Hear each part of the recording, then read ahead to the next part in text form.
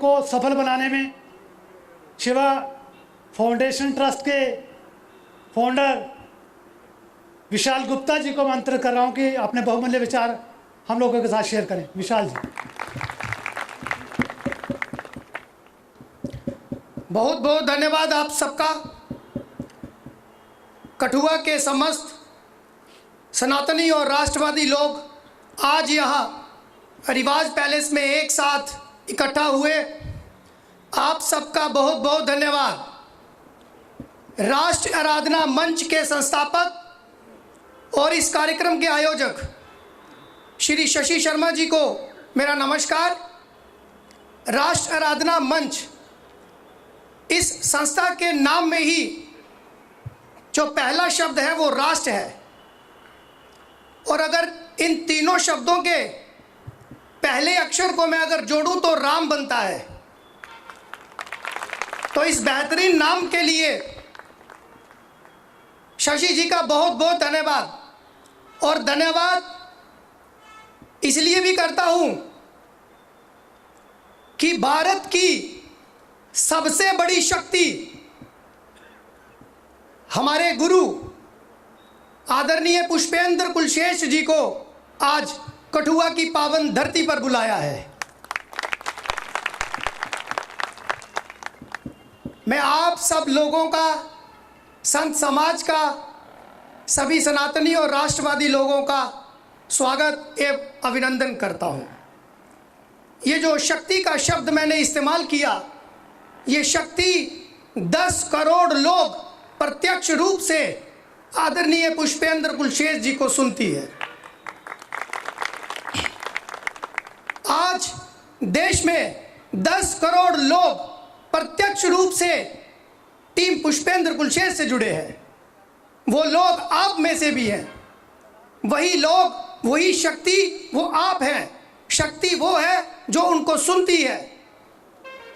वही शक्ति 10 करोड़ लोग we support Pushpendra Kulshreshtha official YouTube channel पे जाके इंतजार करती है कि कब उनकी अगली वीडियो आए। हम उस 3-3 घंटे की भी वीडियो को पूरा देखते हैं। ये वही शक्ति है जो हम सबको आज यहाँ पे इकट्ठे कर रही है।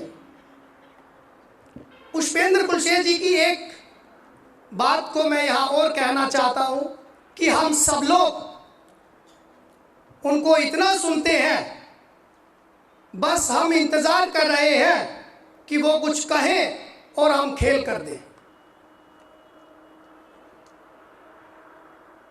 मंच पर मौजूद रॉ के पूर्व डायरेक्टर कर्नल RSN सिंह साहब को मेरा प्रणाम।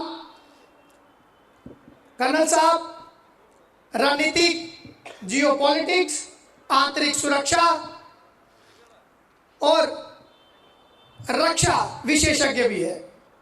कर्नल साहब ने वैसे तो बहुत सारी किताबें लिखी हैं।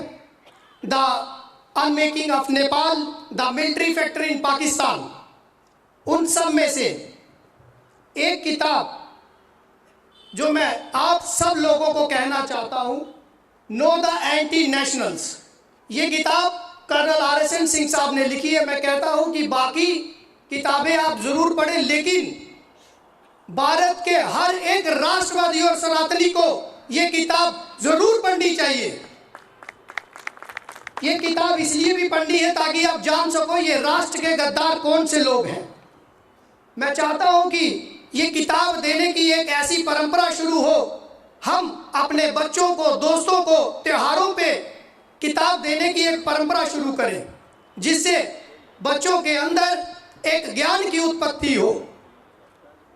मेरे साथ यहाँ पे देवभूमि उत्तराखंड के नैनीताल से आए मेरे युवा साथी रुबल पडलिया साहब का मैं कठुआ में स्वागत एवं अभिनंदन करता हूँ।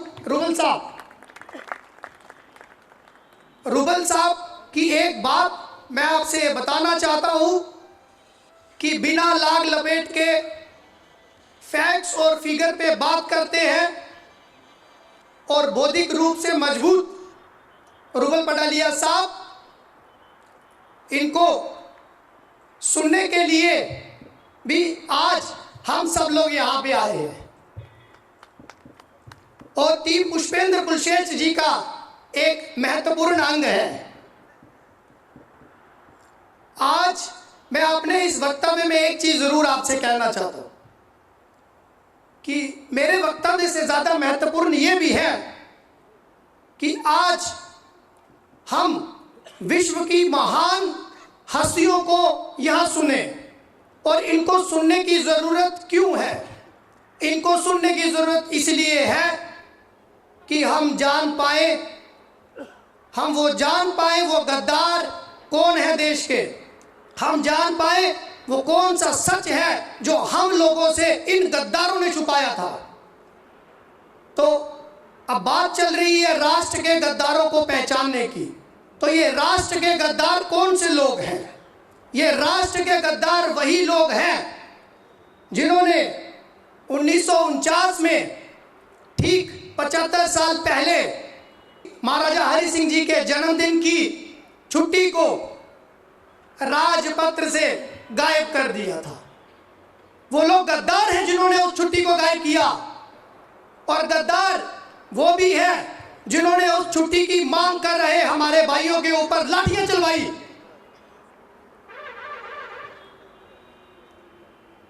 वो उनसे बड़े गद्दार हैं। और गद्दार वो लोग भी हैं जिन्होंने आज तक जम्मू कश्मीर में किसी हिंदू को सीएम नहीं बनने दिया। गद्दार वो लोग भी हैं जिन्होंने कश्मीर में सिर्फ आईडी कार्ड देख के सिर्फ हिंदू नाम के ऊपर उसके ऊपर गोली चलाई। गद्दार वो लोग भी हैं जिन्होंने बम बम बोले आंदोलन के समय हमारे लोगों पे गोलियां चलाई। आज तक हमारे लोगों पे एफआईआर और पीएसए चल रहा है। ये वही गद्दार लोग हैं जिन्होंने आज तक हिंदू देवी देवताओं को बदनाम करके, हिंदू देवी देवताओं को बदनाम करके जिहाद फैलाना चाहा। मैं बात कर रहा हूं रसाना की। जी हां, रसाना में हिंदू देवी देवताओं को, देवस्थानों को, हिंदुओं को बदनाम करने के लिए एक सबसे बड़ा षड्यंत्र रचा गया। षड्यंत्र, इस षड्यंत्र में मदद इनकी बॉलीवुड ने भी करी। ये बॉलीवुड के 2 कौड़ी के एक्टर और एक्ट्रेसेस करते क्या है कि जब ये घटना हुई तो इन्होंने टैग लेके पूरे भारत में एक माहौल बनाया, I am Hindustan, I am ashamed, I am Rapistan. तो आप ये समझिए कि इनके एजेंडे को बॉलीवुड के भी कुछ लोग आगे बढ़ा रहे हैं। तो इन गद्दारों को इसलिए भी पहचानने की जरूरत है। ये गद्दार वो लोग हैं जिन्होंने रोहिंग्या को जम्मू कश्मीर में बसाया। मैं ऑन रिकॉर्ड करीब 98,000 रोहिंग्या की बात तो कर ही सकता हूं। ये गद्दार वो लोग हैं जिन्होंने 42,000 हिंदू मंदिरों को तोड़ा।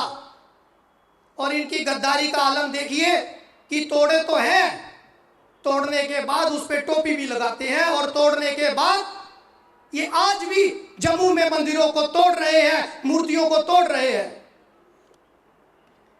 और ये गद्दारी देखिए कि हमारे बच्चे कहीं हनुमान चालीसा का बाहर अगर पाठ करते हैं तो उनको भी जेल में डाल दिया जाता है।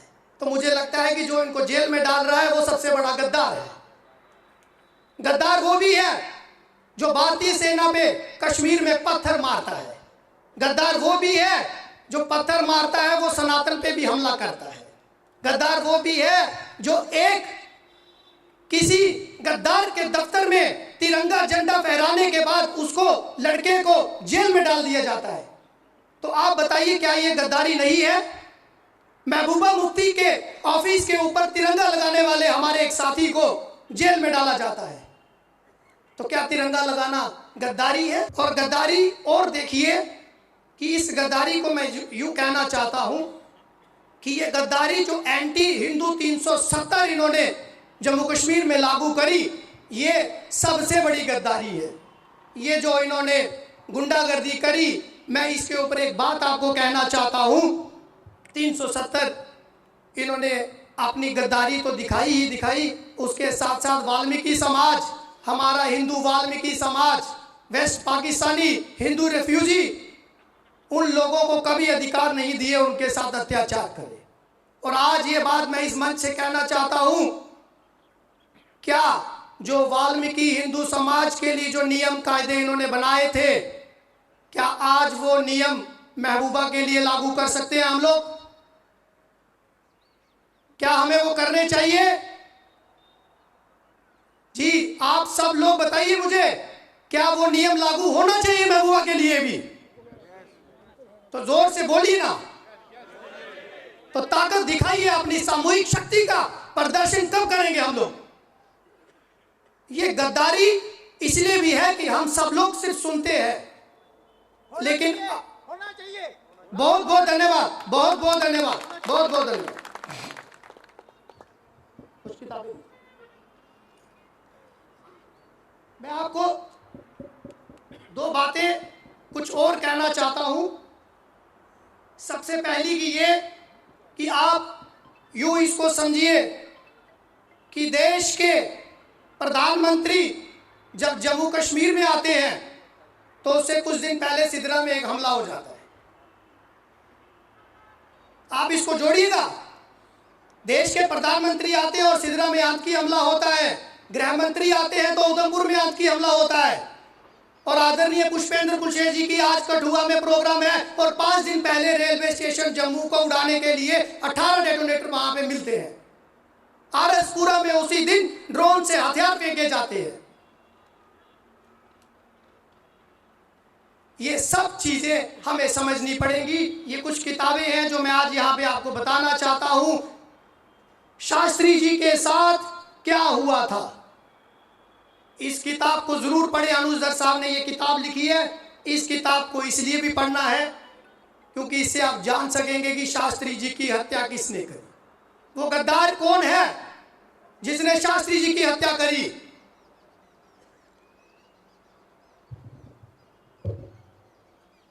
नेताजी, गुमनामी बाबा और सरकारी झूठ, श्री अनुज दर साहब ने ये किताब भी लिखी है। इसमें आपको जानने का मौका मिलेगा उनके साथ 1958 तक उनके परिवार की मुखबरी करवाई गई, किस वजह से करवाई गई और किस तरह से ये छुपाया गया कि सुभाष चंद्र बोस साहब ने देश को आज़ाद करवाया है।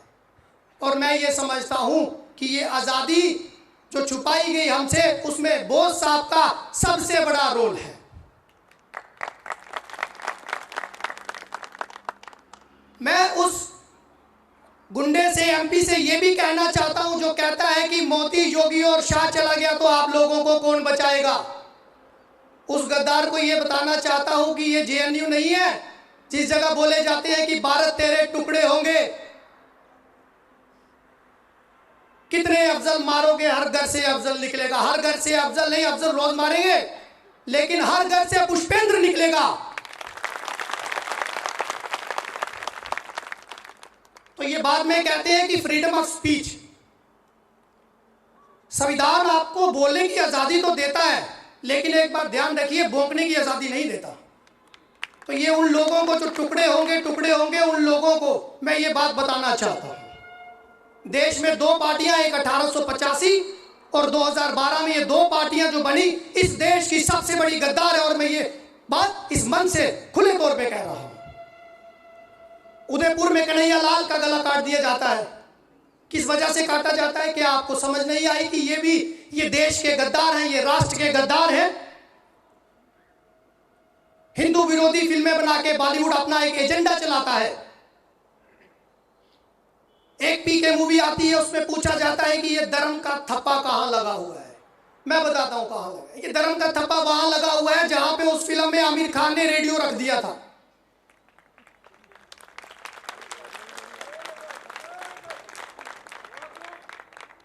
उस मूवी में कहता है जो डरता है वो मंदिर जाता है, तो जो बम बनाता है वो कहां जाता है? जो भारतीय सेना पे कश्मीर में पत्थर मारता है वो कहां जाता है? बताइए मुझे। जी ठीक है आपने। मैं आपको एक बात आखिरी में कहना चाहता हूं। आप सब लोग, हम सब लोग यहाँ पे कर्नल साहब और पुष्पेंद्र साहब को सुनने आए हैं। मैं आखिरी में एक बात को बोल के इसको ख़त्म करूँगा कि मैं चाहता हूँ कि आप सब सनातनी लोग, राष्ट्रवादी लोग अगले 10 साल, करीब करीब अगले 10 साल इसी तरह पूरी ताकत के साथ पुष्पेंद्र जी को सुनते रहे, इनकी बातों को जितना हो सकता है हर एक सनातनी के पास पहुंचाएं। ये बात इसलिए भी कि देखिए, संदेश देने का तरीका होता है, कुछ चीजें हम सीधे तौर पे नहीं कह सकते। देश के प्रधानमंत्री 6-6 घंटे मंदिर जाते हैं, केदारनाथ जाते हैं, काशी जाते हैं, बद्रीनाथ जाते हैं, उज्जैन जाते हैं, रुद्राक्ष की माला पहनते हैं और फॉरेन में जाते हैं तो व्रत रखते हैं। तो एक संवैधानिक पद पर, सबसे बड़े पद पर बैठ के अगर देश का प्रधानमंत्री आपको संदेश दे रहा है तो आपको समझ जाना चाहिए। कुछ चीजें वो आपको आके नहीं बताएंगे, वो आपको समझा रहे हैं। और मैं एक बात कहना चाहता हूं, भारत को पहली बार एक ऐसा प्रधानमंत्री मिला है जो देश भी चला रहा है और राष्ट्र भी बचा रहा है। बहुत बहुत धन्यवाद।